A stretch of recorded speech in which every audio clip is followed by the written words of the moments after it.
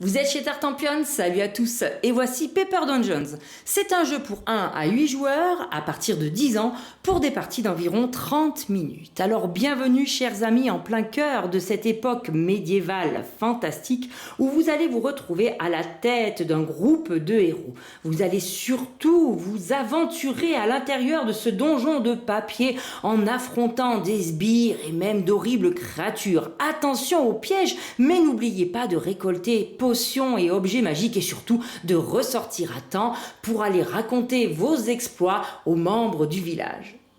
Avant de vous expliquer comment jouer exactement, procédons à la mise en place. On pioche au hasard parmi toutes les cartes donjon du jeu une carte qui va agrémenter votre donjon de base déjà dessiné sur la feuille que vous prenez. Chaque joueur prend une feuille devant lui. Donc en suivant ce modèle-là, eh bien, vous allez rajouter des murs qui vont apparaître. Ça gênera un petit peu votre progression dans le donjon, mais ça va surtout vous dire où les 3 monstres de la partie vont apparaître. En effet, on va affronter 3 vilaines créatures, mais il faudra se trouver dans la même pièce qu'elles si on ne veut pas échouer. En début de partie également, chaque joueur va piocher 2 cartes objectifs.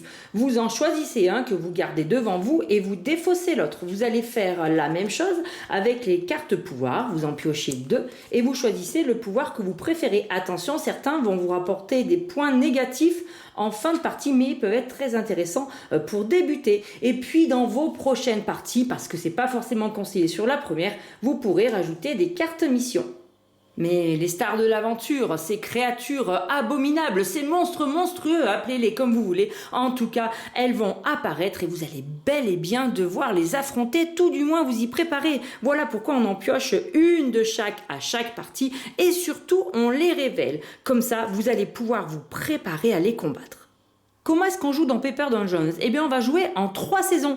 À la fin de chaque saison, on va affronter un monstre. Et la partie se terminera dès qu'on aura affronté le 3e monstre. Dans les 2 premières saisons, on va jouer en 3 manches et la dernière se jouera en 2 manches. Bien évidemment, vous l'avez déjà remarqué, les monstres vont être de plus en plus difficiles à abattre, mais vous aurez eu le temps de renforcer votre groupe de héros dessiné juste ici sur votre feuille.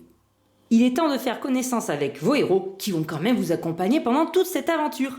Vous allez jouer avec un guerrier, un magicien, un clerc et un voleur. On les retrouve sur les différentes faces de dés noir et blanc. Et d'ailleurs, votre carte objectif va leur attribuer une couleur en début de partie. Pour moi, mon guerrier et mon magicien vont rester blancs. En revanche, le clerc et le voleur pour cette partie-là seront noirs. Chacun des héros a déjà un point de valeur dès le départ, mais grâce à ce logo flèche que vous allez rechercher dans toute votre fiche de score, eh bien vous allez pouvoir augmenter leur valeur. Moi, avec le vétéran, je vais pouvoir augmenter d'un niveau 2 héros différents. Donc je choisis d'augmenter le voleur ainsi que le magicien. Il va falloir être prudent dans le jeu car vous risquez de subir des dégâts. Ici, on a la colonne avec les petits cœurs. Dès qu'on vous dit de subir un dégât, vous devez colorier le premier cœur qui est en bas de cette colonne. Et vous verrez qu'au fur et à mesure du jeu, il vous fera perdre des points de victoire en fin de partie. Mais heureusement, vos héros sont là et vous aurez aussi la possibilité de vous en protéger. Car à chaque fois que vous montez d'un niveau vos héros, vous allez colorier ici une case sur la gauche. J'ai déjà fait ça avec le vétéran, donc pour l'instant, la totalité de valeur de mes héros est bel et bien de 6 points. Cela me permet de ne pas avoir à recompter à chaque fois pour comparer ma force avec celle des monstres que je vais devoir affronter. Puis si jamais vous avez eu la chance de gagner comme ceci en cochant cette case une potion, à ce moment-là, au lieu d'absorber les dégâts sur la colonne qui vous fera perdre des points, vous pouvez décider de les absorber ici. Il est à noter que dans cet encadré de potions, à chaque fois que vous allez la gagner, en fin de ligne, au bout de 4 potions gagnées, peu importe que vous ayez encaissé les dégâts ou non, vous avez en plus un petit bonus qui va vous permettre de faire de belles combos. Mais attention, veillez bien à ce que votre colonne de dégâts ne dépasse jamais, même temporairement, la puissance de vos héros, car à ce moment-là, vous risquez bel et bien de mourir dans le jeu. Alors c'est pas trop grave, puisque vous ne serez pas empêché de jouer, il faudra en revanche que vous cochiez cette case-là de résurrection et qui vous fait quand même perdre 9 points, donc il vaut mieux éviter. Comment se déroule une manche ? Eh bien c'est très simple, un joueur va lancer les 6 faces de dés. Si jamais il obtient 3 crânes ou 3 trèfles, il doit relancer jusqu'à avoir un résultat correct. Dans un premier temps, avant de jouer, eh bien on va tous subir les dégâts des crânes qui vont bien nous embêter.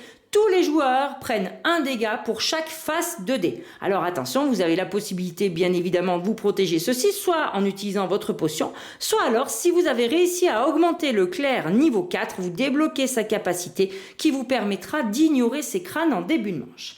À partir de là, chaque joueur va choisir dans sa tête, sans prendre les dés devant lui, 3 dés qui vont lui permettre de réaliser 3 actions dans l'ordre de son choix. On ne peut pas utiliser plusieurs fois le même dé. En revanche, on pourra utiliser plusieurs symboles s'ils sont présents sur différents dés. Et ce qui est très important à faire pour bien suivre le déroulé du jeu, c'est qu'une fois que vous avez choisi une action avec un dé, vous devez noter son chiffre dans la case ici qui va vous permettre de compter les tours. Donc on voit bien que vous allez réaliser ici 3 actions.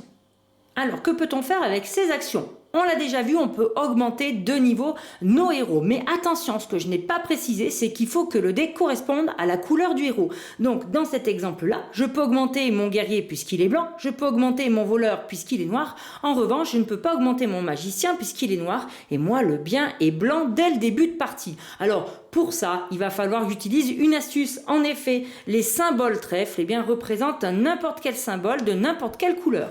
Donc, je peux parfaitement décider, en notant un 9 dans une case manche, d'utiliser un trèfle pour augmenter mon magicien d'une case. Je peux même le faire une deuxième fois puisqu'il y a un second trèfle et re-augmenter mon magicien.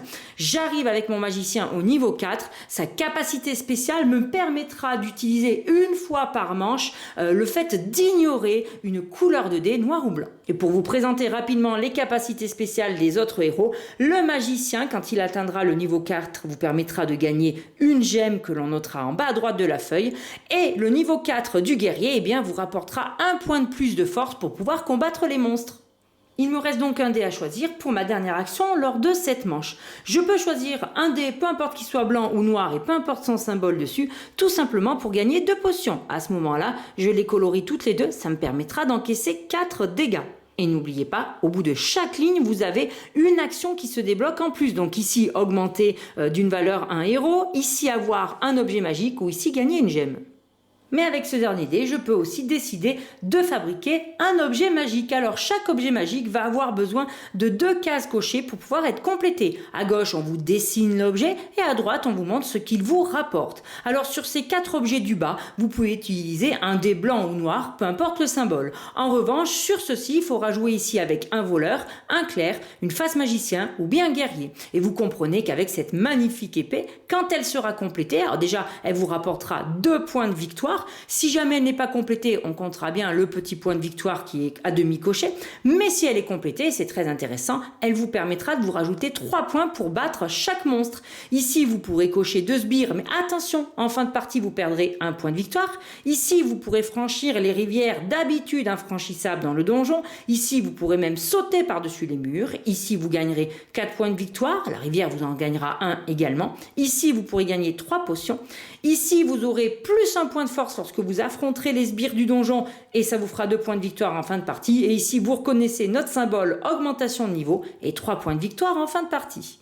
Avec ces dés, je pourrais aussi choisir de rentrer dans le donjon et de m'y déplacer. Peu importe le symbole, peu importe que le dé soit blanc ou noir, j'ai le droit à 2 déplacements de base. Et c'est encore mieux si j'ai la phase de dé avec 3 bottes. Là, j'ai 3 déplacements. Et n'oubliez pas vos perspectives. À la fin de la saison, vous devez battre un monstre et être dans la pièce où il se trouve. Vous voyez que les installations vous font passer très loin dans le donjon.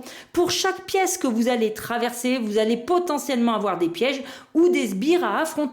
Mais peut-être aussi des récompenses. Voilà pourquoi il est intéressant de s'y déplacer. Il y a des passages secrets comme ici qui vous permettent de revenir de part et d'autre du plateau. Et vous vous en doutez, tant qu'on n'a pas débloqué les objets magiques, on ne peut pas traverser la rivière et les murs, même ceux dessinés avec la carte d'installation de début de partie. Si vous rentrez dans un donjon par une de ces 8 portes, de ces 6 portes, puisque je ne sais pas compter, eh bien vous allez devoir battre le sbire qui est dessiné ici en haut à gauche. Alors toutes les pièces n'en ont pas, mais s'il y en a une, vous devez le battre. Ils sont différents et à chaque fois vous devez utiliser un de vos héros. Pour battre ce sbire-là, il faut que mon magicien soit niveau 3. C'est gagné, moi j'ai niveau 4, donc je bats le sbire, c'est-à-dire que quand je repasse dans la pièce, j'ai le droit d'y repasser, je ne devrais pas le recombattre. Et du coup, j'ai ma récompense, je gagne 2 potions. Donc j'ai fait ma première étape de déplacement, mais pour ma deuxième étape, je peux bifurquer bifurquer et arriver ici. À ce moment-là, j'ai un nouveau sbire qui nécessite une valeur de 3 en guerrier. Aïe aïe aïe, je n'ai pas 3 en guerrier. Je le bats quand même parce que c'est pas trop méchant. Par contre, je perds la différence de points de ma réelle valeur avec celle que j'aurais dû avoir, c'est-à-dire ici 3 moins 1, je perds 2 points. En revanche, à chacune de ces cases, eh bien, je gagne le bonus, les potions, et ici l'objet magique. Se promener dans le donjon pour récolter des objets magiques, ça peut vous permettre de faire quand même des sacrés combos. Et quand vous rentrez dans une salle où il y a un piège, vous appliquez d'abord le piège qui vous fait perdre un point de dégâts. Pour le reste des icônes, je pense que vous les comprenez. Quand vous avez une gemme, vous la gagnez. Et quand vous avez une augmentation de valeur, vous augmentez votre héros. Les gemmes sont à noter ici. Et elles aussi vont vous permettre non seulement d'avoir des points de victoire en fin de partie, mais des petits cadeaux et de comboter. Ici, on peut avoir de l'objet magique, ici de la potion, ici augmenter d'un niveau. Et vous voyez également qu'à chaque sbire combattu, on va cocher cette échelle. Là aussi, ça vous rapportera des points de victoire. À la fin de la manche, vous allez pouvoir affronter le premier monstre. Mais avant cela, vous allez devoir annoncer si vous avez récolté des gemmes dans le donjon. En effet, elles sont éphémères et associées à une lettre. Donc s'il y a des joueurs qui ont récupéré des gemmes, ils devront le dire à haute voix et les autres joueurs, malheureusement, devront les cocher, les barrer. Ils ne pourront pas les récupérer ultérieurement. Il y a 2 gemmes qui sont un petit peu à l'abri pour ça, celle du voleur niveau 4 et celle de la 3e ligne des potions. Maintenant, il est temps pour vous d'affronter cette horrible gargouille et pour la battre, il vous faudra avoir un total de valeur avec vos héros au minimum de 9. Mais si jamais vous atteignez 13 ou plus ou même 17 ou plus, c'est encore mieux car à chaque point, eh bien, vous allez avoir plus de points de victoire en fin de partie et surtout aussi moins de blessures. On est quand même toujours un petit peu griffé par cette gargouille. Il est important de regarder aussi quel est l'ennemi juré de la gargouille. Ici, c'est le magicien. Donc, dans votre comptage de points de valeur pour votre troupe, vous doublerez les points de votre héros magicien. Comme les monstres sont révélés dès le début de partie, cela vous permet d'anticiper quel héros vous devez augmenter. Donc tout le monde totalise ses points de valeur où on regarde ici sur sa feuille. N'oubliez pas de rajouter les objets magiques et les particularités. Et vous regardez si vous battez la gargouille. Vous notez sur votre feuille le score de votre premier monstre. Et puis vous perdez éventuellement les points de dégâts ou vous les encaissez avec des potions. Et ensuite vous allez comparer avec les autres joueurs. Celui qui l'a battu avec le plus de points de victoire, il remportera à ce moment-là le cadeau qui est dessiné dans les lauriers, c'est l'objet magique. Malheureusement, si vous n'êtes pas dans la pièce au moment de combattre le monstre ou bien si vous n'avez pas atteint la plus petite valeur de force, eh bien vous allez fuir et vous perdrez ainsi 3 points de victoire. Bien évidemment, vous vous rendez compte qu'au fur et à mesure de la partie, les monstres sont de plus en plus durs à battre. Ils vous rapportent aussi plus de points de victoire, mais ils vous font également plus de blessures. Et n'oubliez pas de regarder pour chacun d'eux leur ennemi juré. Et regardez, ce dragon vous rapporte, si vous êtes le meilleur à l'avoir battu, 2 points de victoire en fin de partie. Et justement, lorsque tout est terminé, que vous avez fait toutes vos manches, vous n'avez plus qu'à totaliser vos points de victoire et à les reporter ici. Tout d'abord, les 3 monstres que vous avez battus. Ensuite, le total de la valeur de vos héros. Alors, comment est-ce qu'on le regarde? Eh bien, on regarde où le groupe total, les 4 héros se sont arrêtés dans la valeur la plus basse. Donc ici, 11. Si j'avais monté d'une case ici en plus, ça aurait été quand même 11. En revanche, si j'amène un héros au niveau 6, eh bien, pour chaque héros amené au niveau 6, j'ai un point de victoire. Il suffit de regarder les petits boucliers. Vous rajoutez également les points des objets magiques. Vous voyez, ici, on peut en gagner 4, ici 3, ici 2, je vous l'ai dit tout à l'heure.